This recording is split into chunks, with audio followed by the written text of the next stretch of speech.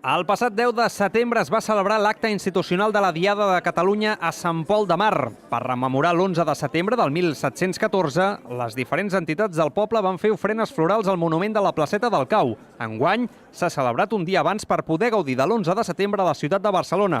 Això ens ho comentava el Joan Tió. Bé, avui som el dia 10 i aquest any ha organitzat l'Ajuntament la trobada aquesta, l'ofrena floral de l'11 de setembre, l'ha traslladat al 10 de setembre. Per què? Bàsicament perquè cada any ens trobàvem que a primera hora de la tarda els autocars marxen cap a Barcelona i aquí ens trobàvem que quasi no teníem temps ni de dinar per poder tenir l'ofrena i després poder anar cap allà. Entre les entitats col·laboradores destacaven les volades sampolenques, a tot drap, l'Assemblea Nacional Catalana, l'Atlètic Club Sant Pol o el Centre Cultural i d'Esbarjo, que junt amb les altres entitats van adornar el monument històric amb plantes i flors. Seguidament, l'alcaldessa Montserrat Garrido va omplir la plaça amb un discurs d'agraïment i ovació a la Diada, que va continuar amb el cant dels segadors gràcies a Sant Pol Canta i amb la música produïda per l'Orquestra Principal de Casà.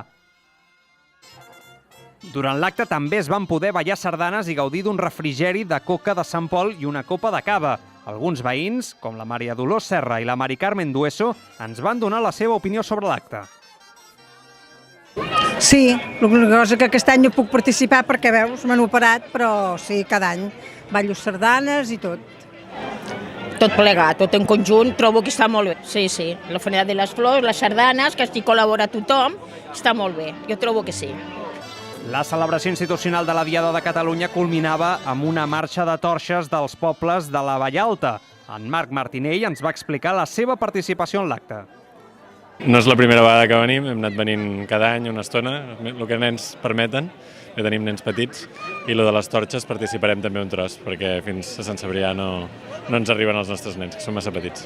El que més m'agrada de la Diada és l'ambient que hi ha, no només aquí, sinó tot arreu, a tot Catalunya, i és un dia molt bonic i especial, trobo.